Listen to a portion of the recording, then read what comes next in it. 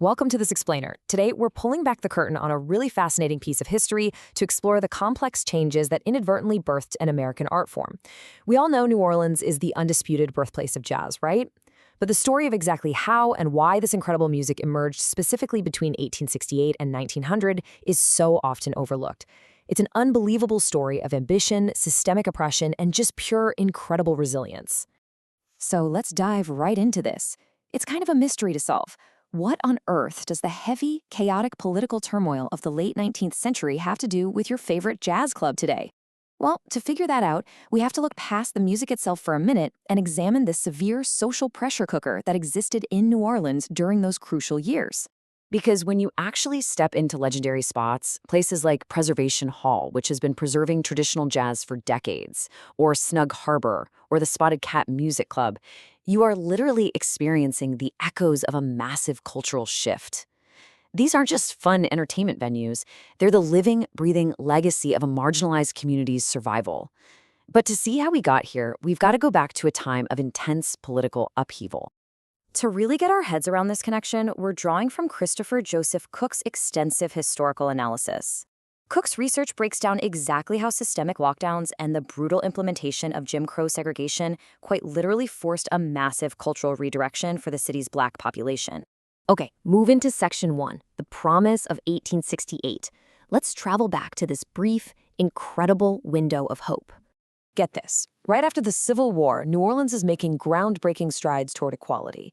Thanks to the state constitution of 1868 and the fierce ambition of the Black Creole community, the city saw compromises that were completely unprecedented. Over a third of the city's public schools were desegregated, and the police force, it was 28% Black, which perfectly matched the demographic breakdown of the city at the time. It was this amazing moment of multi-ethnic cooperation and real political agency. Which makes this next part a stark contrast. I mean, how does a society with integrated schools and cooperative waterfront labor unions in 1868 end up entirely, brutally segregated by the turn of the century? That dramatic descent from a hopeful peak of civil rights down into total political isolation is the exact crucible that formed jazz. This brings us to Section 2, the white consolidation and how that progress was dismantled.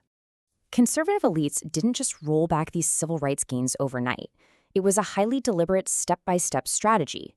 First up, you had the White League, a powerful, well-armed secret society executing the Battle of Liberty Place in 1874 to seize political control. Then, the Democratic Party successfully leveraged the lost cause mythos of the Confederacy. They used it to unite a very fractured, multi-ethnic white voting base. By whipping up racial fears and Confederate nostalgia, they slowly and systematically stripped away the civil protections that had just been built in the 1860s. Let's look at Section 3, the rise of Jim Crow, where a strict lockdown really takes hold. Let's map out this exact descent. You start at that peak in 1868, followed by the violent pushback in 1874. Then we hit the 1890s, and things accelerate. The 1890 separate car law officially mandated segregation in railroad travel. By 1898, a completely new state constitution was drafted with the specific goal of disenfranchising Black voters. And finally, by 1900, we get the Robert Charles riot. This was an explosion of indiscriminate, mob-style racial retribution by a new generation raised in this era of strict segregation. The doors of public and political life were violently slammed shut. Now, it is absolutely crucial to note that this was fiercely resisted. Despite overwhelming odds, Black Creoles formed groups like the Equal Rights Association and the Comité des Citoyens to fight back. They specifically targeted laws like the 1890 separate car law right in the courts. But despite all their funding and legal challenges, the Supreme Court ultimately upheld segregation, cutting off those political avenues for good. And this loss of status didn't just affect one group. It essentially flattened New Orleans' incredibly complex, diverse ethnic hierarchy into a very strict black and white binary. The legendary Louis Armstrong, growing up in the early 1900s, actually noted this about his mentors, the Karnofsky family, Eastern European Jewish immigrants, who bought Armstrong his very first cornet. Even as a kid, Armstrong recognized that beneath these strict Jim Crow laws, various ethnic groups were being cast down and marginalized together by the Protestant elite. So we move to Section 4, a cultural redirection, where ambition turns inward. Here is the million-dollar question. What happens to the energy, the education, and the fierce ambition of a community when their political voices are entirely silenced? It doesn't just vanish, right? Locked out of the political sphere by that 1898 Constitution, Black Creoles and African Americans turned their drive inward. They channeled all of that public ambition into semi-autonomous social and artistic expressions. They poured it into benevolent societies, social clubs, and, most importantly for us, into their music.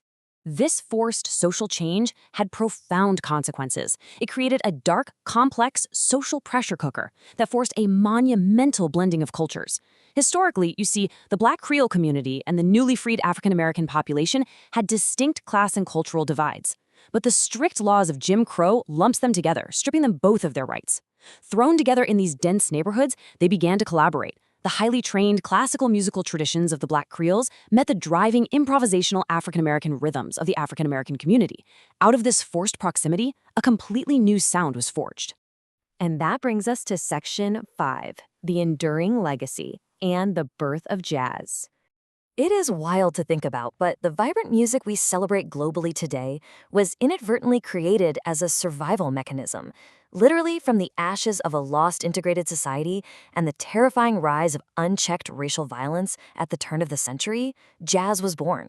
When people could no longer speak out in the political halls or the courts, they spoke through the cornet, the piano, and the rhythm of the streets.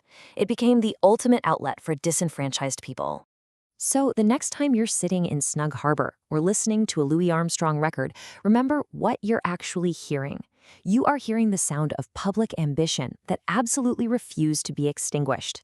And as we listen to that iconic jazz sound, we really have to ask ourselves, what other beautiful, celebrated things in our world were built upon a foundation of hidden historical trauma and closed political doors? Thanks so much for joining me on this explainer, and keep questioning the history behind the things we love.